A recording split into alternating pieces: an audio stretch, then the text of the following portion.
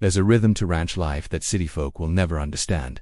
Out here, we rise with the sun, eat with the soil still on our hands, and trust the land more than the laws. I've lived on Lawson Ranch all my life, same as my father and his before him.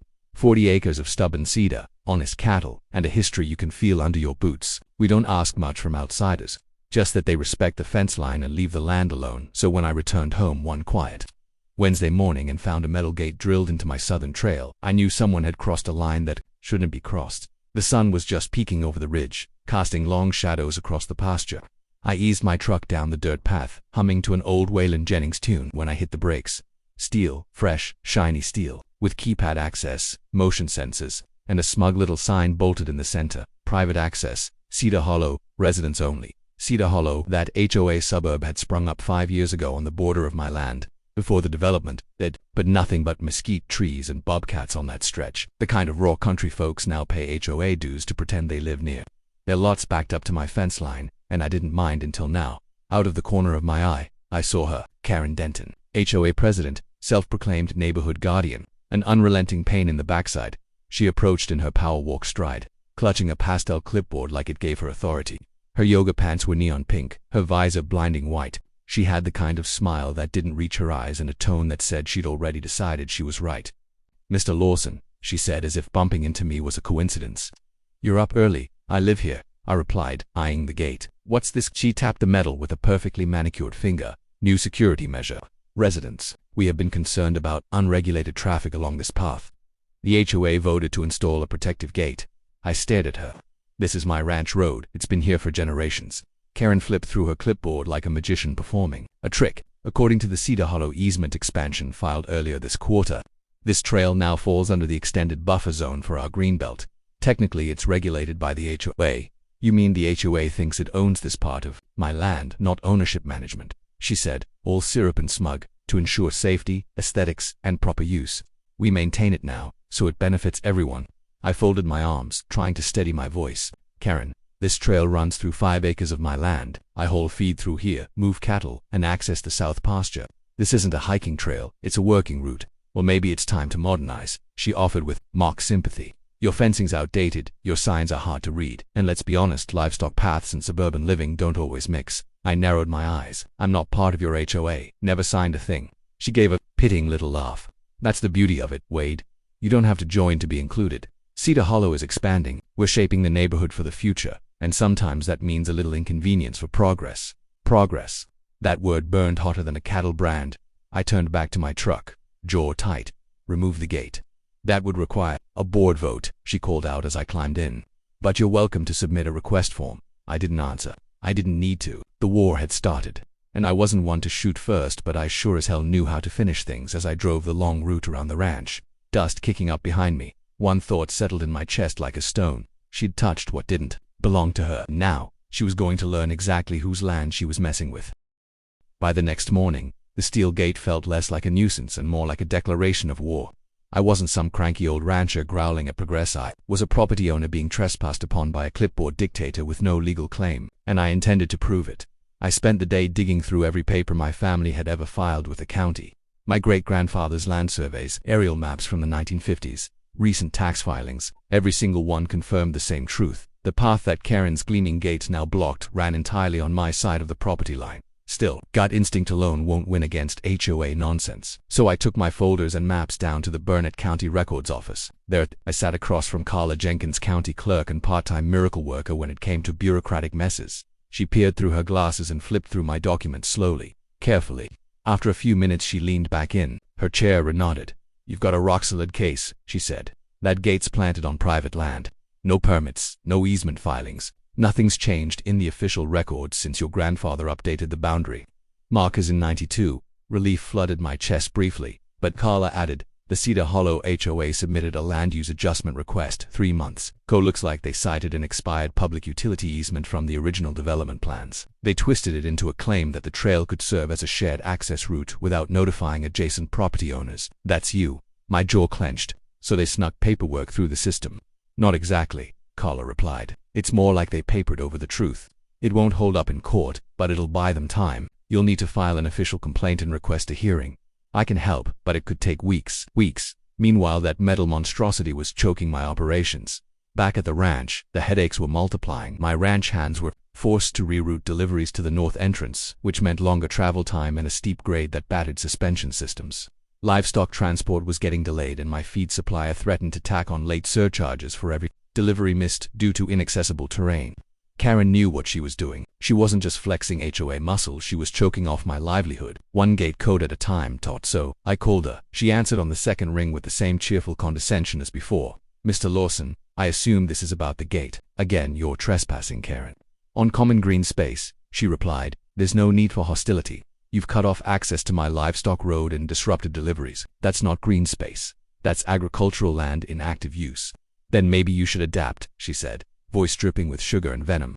"Cedar Hollow has future development plans that involve integrating with the surrounding community. Think of it as progress." I gripped the phone tighter. "You're going to remove that gate or I will." "Is that a threat?" "No," I said calmly. "It's a fact."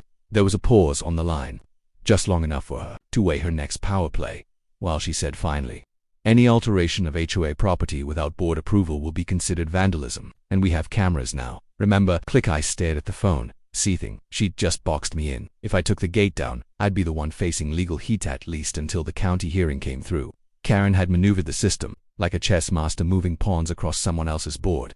But what she didn't realize was this wasn't a game. Not to me. The following morning, I stood beside that gate again. I walked the property line with my grandfather's old survey map in hand, tracing every marker, every worn cedar post. Then I took pictures, videos, drone shots. I made copies of everything and sent them to my attorney, to Carla at the county, even to a local journalist who'd once covered illegal land grabs by overzealous HOAs. I wasn't just fighting for my ranch anymore. I was fighting for every landowner who ever got pushed around by people like Karen. And as the sun dipped behind the ridge line, I made a decision. If the system was going to drag its feet, I wasn't. 3 days passed. 3 days of tractors grinding their gears on the long north road. 3 days of cattle pacing behind temporary fencing because they couldn't reach the lower pasture. And 3 days of watching Karen Denton smugly patrol, her gleaming metal gate like a queen guarding her throne. That gate didn't just block a road, it was a symbol. A steel slap in the face. She thought she'd won. But that's the thing about ranches. We don't bark loud. We dig deep. And when we strike, we don't miss. I called Uncle Roy. Now, Roy Lawson isn't your average concrete guy. He's built bunkers for tornado shelters, footings for cell towers, even restored a century-old stone chapel after lightning split its steeple in half. He also happens to be the one man I know who could build something so solid, not even an earthquake would question it. "Need a wall?" he asked, half laughing when I told him about the gate. "No," I said, "I need the wall." He didn't ask why. He just said, "We'll be there before sunup." At 4:45 a.m., a flatbed truck rolled down the western slope with pallets of red brick, industrial mortars, and a crew of 3 hard-hatted workers who didn't mind getting their hands dirty before breakfast. They unloaded in silence, like it was just another job, but to me, it was war. We worked fast. Bricks stacked tight, mortar spread thick. My hands blistered, but I didn't care. Sweat ran into my eyes, dust caked my arms, but I laid every row, like I was laying justice itself. By 10:15 a.m., the HOA's sleek metal gate was gone, not torn down, not vandalized, just disappeared. Completely sealed inside a 6-foot-tall, 10-foot-wide red brick wall on no keypad, no camera, no warning. Just an immovable monument to minding your own business. At precisely 10:47 a.m., the Lexus appeared. Karen's white SUV barreled toward the wall and screeched to a halt with a hiss of tires on gravel. She stepped out, mouth already open, phone clutched in one hand like a weapon. What is this?" "Privacy wall," I said, wiping sweat from my brow. "You buried our gate," she screamed, recording me. "This is destruction of HOA property." I pointed to the ground. "On my land, every inch." She was trembling now, mascara smudging under her designer sunglasses. "You can't just block us out like this." "You but blocked me out first," I replied calmly. "Didn't seem to bother you then." "This is outrageous. You'll be sued." I pulled out a folder from my truck and handed her a copy of the county maps, highlighted, signed, stamped. "This wall is entirely on my property. No encroachment, no damage, no violation. Just masonry on my side of the line. You want it gone. File a request." She stared at the papers, face flushing deep crimson. She wasn't used to pushback. She was used to scared neighbors, silent board, votes, and unchecked power. "You think this is over?" she hissed. "I think it just started," I said. "But I've got the land, the law, and a whole lot of bricks on my side." Karen stormed off, phone glued to her ear, probably dialing every attorney in the county. I let her go, let her flail, because the truth was spreading faster than concrete could set up by afternoon. Word of the wall made it to every porch and patio in Cedar Hollow. Neighbors came to see it like it was a roadside attraction. One by one, they started telling me stories how Karen fined one man $200 for parking his RV a foot past his driveway, or threatened another with litigation over an unapproved bird feeder. They weren't defending her, they were thanking me. Finally, someone stood up to her. "You got guts, Wade. Let me know if you run for HOA board, I'll vote for you." I didn't want their votes, I just wanted my land back. But now something bigger was happening. Karen's empire was cracking, and the mortar that held it together was resentment. That night, I sat on the porch with a cold beer and watched the moonlight hit that new brick wall. It didn't just block a path, it made a statement, and something told me Karen wasn't done fighting, but neither was I. By Monday, the HOA's silence had curdled into chaos. Karen wasn't just angry, she was unraveling. Her latest HOA email blast, which someone forwarded to me, was practically a manifesto. She accused me of inciting rebellion, jeopardizing neighborhood unity, and, oddly, violating suburban harmony codes. She even used the phrase rogue landowner, which made me laugh harder than I'd laughed in weeks. But beneath the panic, something had shifted. For the first time, she wasn't in control. It didn't take long before a county code enforcement officer knocked on my door. Tall man, polite, clipboard in hand. "Mr. Lawson," he said, "we received a formal complaint about your recent construction." I nodded and handed him the same packet I gave Karen: property maps, deed records, surveyor notes, and a signed affidavit from Uncle Roy, complete with time-stamped photos. He reviewed the papers in silence, then glanced up. "Looks like you built that wall entirely within your boundary lines." "Exactly." He scratched his head. "Then you're in the clear. In fact, the gate behind the wall, that may be a problem for them. According to our records, the HOA never filed the proper permits for that installation. They bypassed landowner notification. That's a code violation." 2 days later, the news broke. The Cedar Hollow HOA was being fined for unauthorized construction, trespassing on private property, and failure to obtain appropriate county permits. They'd have to pay restitution for any damages to my land, including interrupted agricultural use. Karen was livid. At the emergency HOA meeting held in a clubhouse that looked more like a battlefield, I sat quietly in the back. I wasn't part of their board, didn't want to be, but I figured I'd earned a front row seat to the show. Karen stood at the podium, red-faced and quivering with anger. She tried to spin the narrative, blaming external agitators and disruptive property disputes, but the room wasn't buying it. A retired colonel named Frank stood up. "You lied to us, Karen. Told us you had legal grounds. You cost the HOA thousands."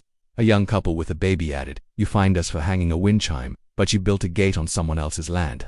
One by one they turned on her, not with shouting, just facts, frustration, and the kind of quiet fury that doesn't fade overnight. By the end of the meeting, Karen Denton had resigned. No applause, no tears, just a stunned silence as she packed up her pink clipboard and walked out the door. Her reign was over.